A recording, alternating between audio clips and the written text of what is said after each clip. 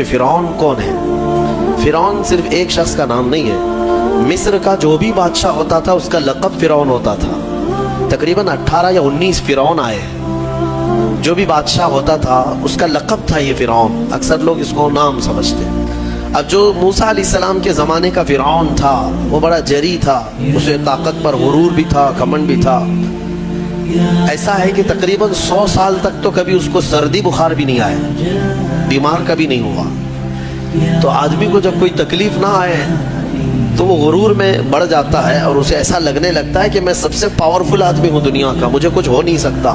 تو یہی فرعون ہے جس نے اپنے زمانے میں یہ اعلان کیا تھا کہ لوگوں میں تمہارا رب ہوں، تمہارا بڑا رب میں ہوں، میری عبادت کرو۔ بات تو چل رہی تھی اور لوگوں کو اپنی خدمت پر معمور کرنے کی بجائے اپنی عبادت پر معمور کرتا تھا، ہزاروں لوگ اس کو سجدہ بھی کرتے۔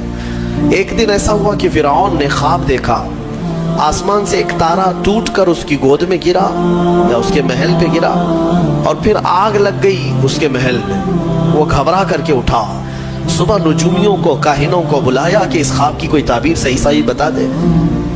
بہتوں نے الگ الگ تعبیریں بتائی، پھر جو بڑے ماہر نجومی تھے انہوں نے کہا کہ اس خواب کی تعبیر یہ ہے کہ بنی اسرائیل خاندان میں ایک بچہ پیدا ہوگا جو تیری سلطنت کو ہلاک کر دے گا، تیری سلطنت کے ہلاک کرنے کا باعث بنے گا۔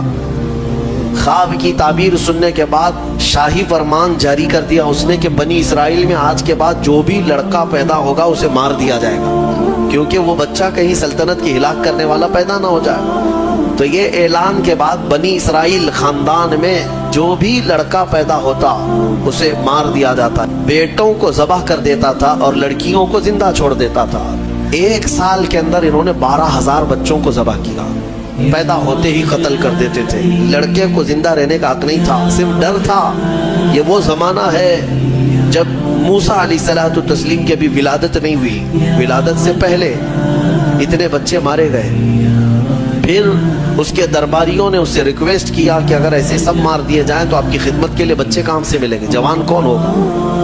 تو 1 سال چھوڑا جاتا، 1 سال مارا جاتا۔ اتفاق ایسا کہ جس سال مارا جانے والا تھا اسی سال موسیٰ علیہ السلام کی پیدائش، ان کی ماں حاملہ تھی اور پیدا ہونے کا وقت جب قریب آیا تو اللہ تبارک و تعالیٰ جسے جہاں چاہے بچائے، ہاں جس انداز میں چاہے وہ اللہ تعالیٰ حفاظت فرماتا ہے۔ تو موسیٰ علیہ السلام کی ماں کے دل میں اللہ نے بات القا کی کہ تہ خانے میں چلی جائیں۔ وہ تہ خانے میں گئی، بچے کی ولادت ہوئی، لڑکا پیدا ہوا۔ اب وہ گھبرا گئی کہ یہ سال مارے جانے والا ہے، اور وہ بنی اسرائیل خاندان سے تھی کہ میرا بچہ مارا جائے گا، قتل کر دیا جائے گا۔ تو اللہ تبارک و تعالیٰ نے ان کے دل میں یہ بات القا کی کہ ایک صندوق لے لو لکڑی کا اور اس میں اس بچے کو ڈال کر دریا میں بہا دو۔ بھلا کوئی ماں کیسے بہائے گی؟ لیکن اللہ تعالیٰ فرماتا ہے وَرَبَطْنَا عَلَىٰ قَلْبِهَا، ہم نے ان کے دل کو مضبوط کر دیا تھا۔ جب اللہ تعالیٰ کسی کے دل کو مضبوط کرتا ہے تو بڑے بڑے کام کر جاتا ہے۔ ان کی ماں صندوق میں رکھ کر کے بچے کو ایک دریا کے کنارے ڈال دیتی ہیں، بہا دیتی ہیں، اور اپنی بڑی بیٹی کو کہتی ہیں کہ دیکھتے رہنا یہ صندوق کہاں جاتا ہے۔ موسیٰ علیہ السلام کی جو بڑی بہن تھی وہ دیکھتی ہوئی جا رہی تھی اس صندوق کے پیچھے۔ صندوق بہتے بہتے بہتے ایک باغیچے کے کنارے لگا، وہ باغیچہ فرعون کا ہی تھا، اور فرعون کی بیوی وہاں پر ٹہلنے کے لیے شام کے وقت آیا کرتی تھی۔ جب وہ اپنی کنیزوں کے ساتھ وہاں آئی تفریح کے لیے تو ایک صندوق کو اپنے باغیچے کے کنارے لگا ہوا دیکھا، اٹھانے کے لیے کہا، اٹھایا گیا تو نہایت ہی خوبصورت بچہ۔